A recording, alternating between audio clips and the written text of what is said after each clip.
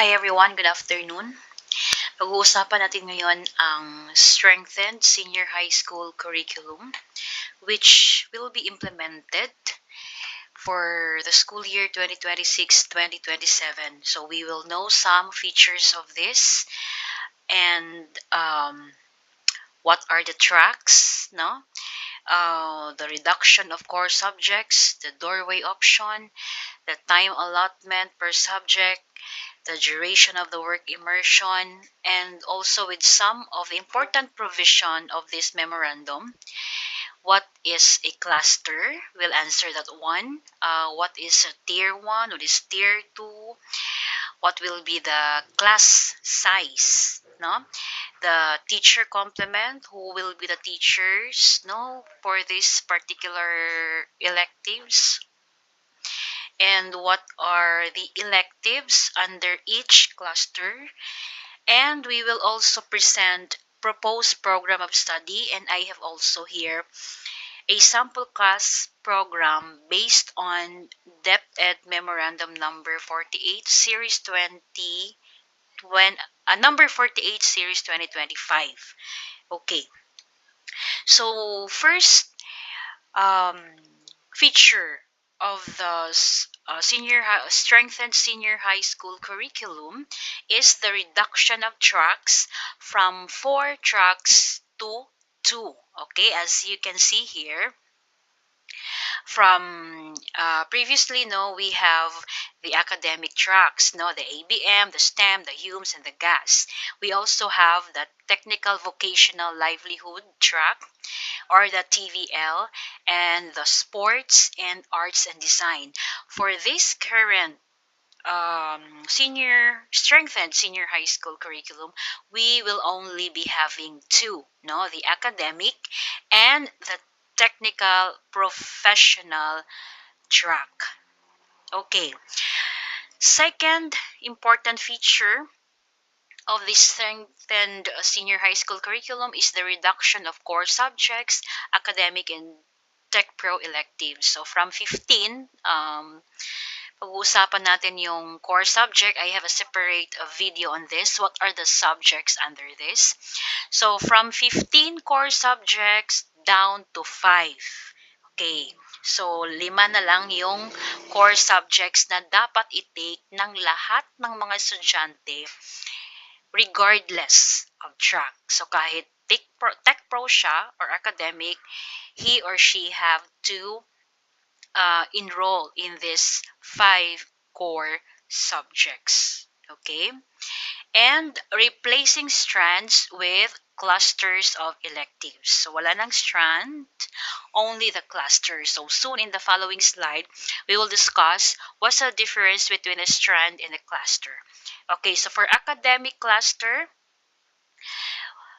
we have here the arts, social sciences and humanities, and business and entrepreneurship, then science, technology, engineering, and mathematics, sports, health, and wellness, and the field experience. So these are the academic cluster.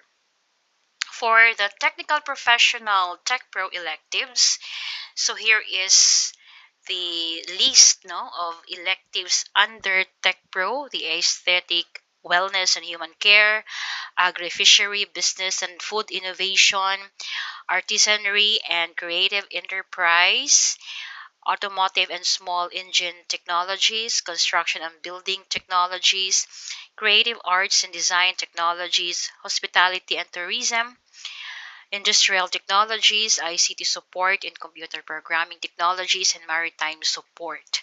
Okay.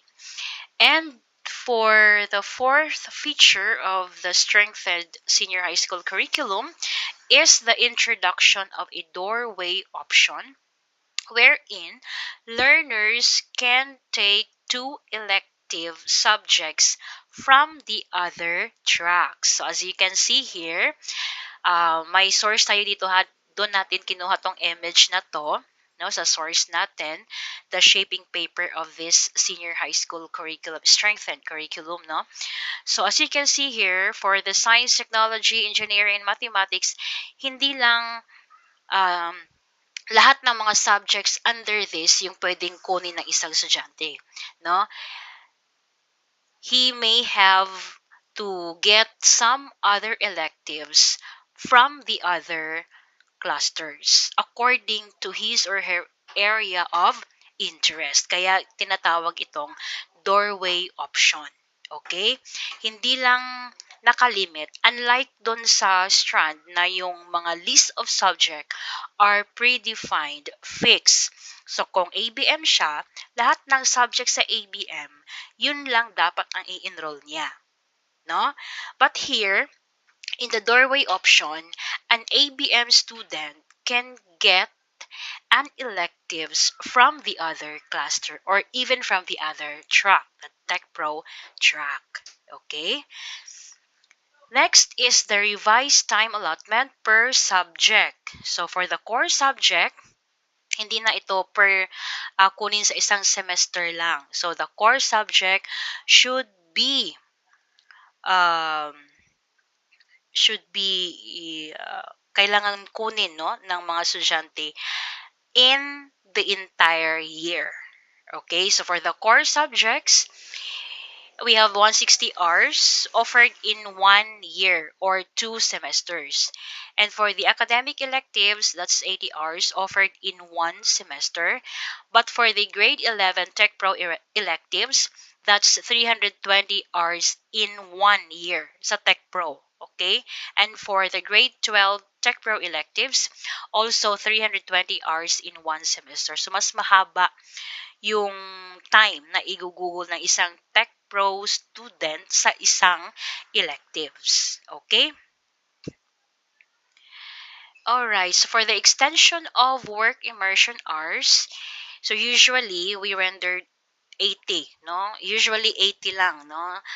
2 weeks, 8 hours per day, no? Yes, so that's 80 hours. So for now, it is extended to 320 up to 640 hours. Okay? So we will now proceed to the important provisions based on this DepEd Memorandum Number 48 Series 2025. We will understand further what is cluster. Okay? Cluster refers to organized groupings of elective subjects. Pag sinasabi nating electives, yun yung mga applied and specialized subject in the old curriculum. Okay? So clusters are not the same as strands. It offers flexible groupings of elective subjects, while strands are rigid, predefined set of subjects. So yun yung sinabi ko kanina na noon, we usually have strands, no? ABM strands, STEM strands. So ano yung nakalista doon ng mga subjects, yun lang talaga ang kunin ng mga estudyante under that strand. But in the cluster, this is flexible. Yung sinabi ko kanina, no? Kasi may doorway option.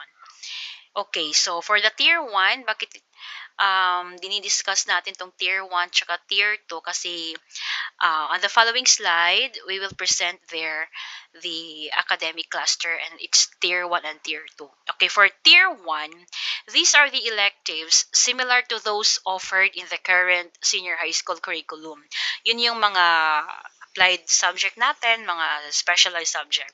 And therefore have the appropriate teacher complement. So ito yung ma-prioritize nating i-offer kasi meron na ng teacher no na nagtuturo ng mga electives na ito.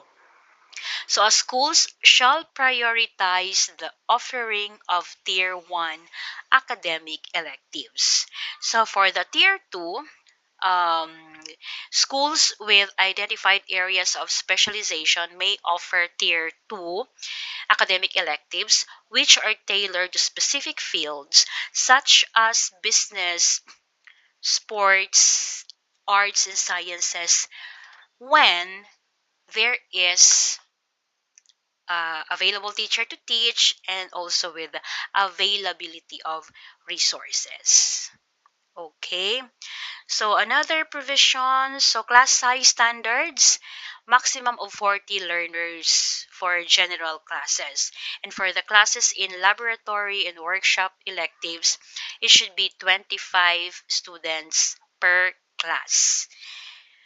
Okay, so for the career guidance, continuous support through the NCAI result, no, should be made available because of the interest inventories to respect a learner choice. So, yung guidance designate natin per school, they can provide this one to see if the student, if the cluster or if the student is really in line with his or her interest based also on the INCAI result. Okay, so for the teacher complement, selection based on subject matter expertise and appropriate professional certifications. Okay, so dito na tayo sa the clustering, no? First is the arts, social science, and humanities. So we have the tier 1 electives and the tier 2 electives. So sinabi ko kanina na tier 1 is could be offered kasi may ready na tayong mga guro na nagtuturo nito. Okay, so we have the contemporary literature, creative composition or malikhaing pagsulat, the arts one, the Filipino one, introduction to philosophy, social sciences, Philippine governance, Philippine politics and governance. So these are the tier 1 electives and also with the tier 2 in this side. For the business and entrepreneurship, we have the business one, basic accounting, that's 80 hours. Lahat ng mga electives in the academic cluster is having 80 hours. Okay?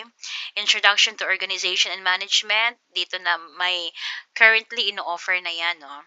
And then also with the tier 2 electives here in the other side, business 2, business 3, contemporary marketing and entrepreneurship.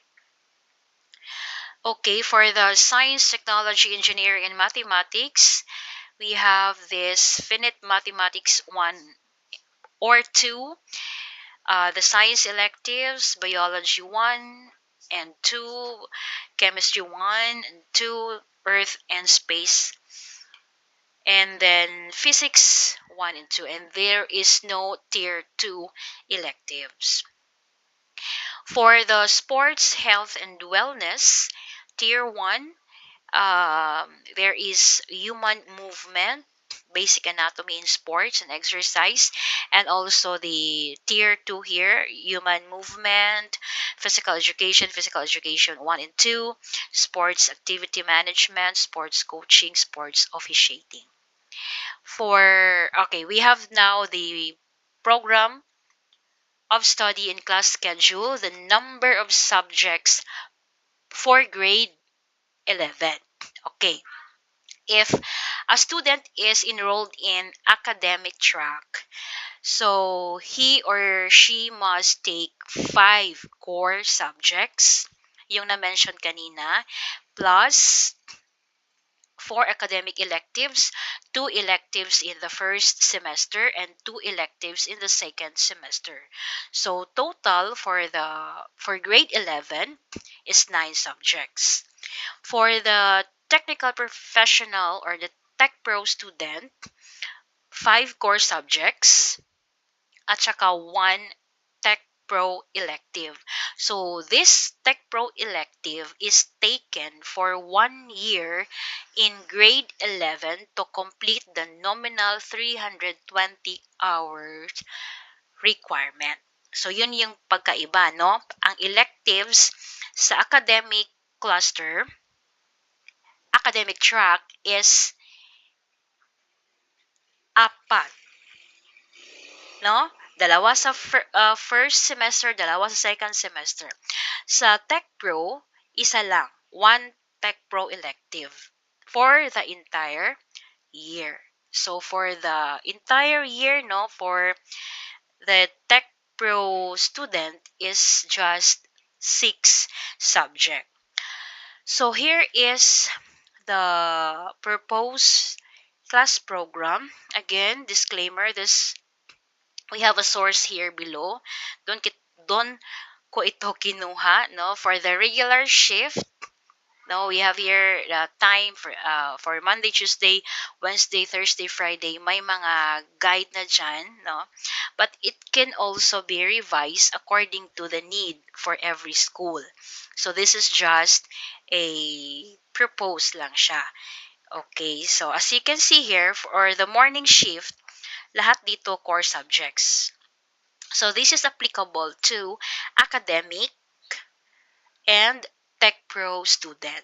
For after lunch, pwede na ditong kumuha ng pwede nang i-offer yung mga electives dito na kinuha ng student. Okay. So here is, for example, no, if purely academic track yung kinuha ng student, example, pre-law siya, related course, social science related course pathway. Here is a sample grade 11 program of study. So for the first semester, second semester, whole year kasi, ito yung 5 na mga core subjects. So the general mathematics, general science, effective communication, mabisang komunikasyon, pag-aaral ng kasaysayan at lipunang Pilipino, life and career skills. Ito yung lahat ng mga core subjects niya. Now, for this first semester, mag-o-offer ka dyan ng 2 electives. So, social science, theory and practice, that's 80 hours. And then creative composition, 80 hours. So, for the second semester naman, so another set of electives. So, Philippine governance, Philippine politics and governance, 80 hours. And the contemporary literature, 180 hours. And the homeroom guidance program is also there. Okay, so thank you so much, and I hope that you get something in this discussion. Kunti lang ito, no, some of the important features lang of this strengthened senior high school curriculum. Okay, thank you very much for listening.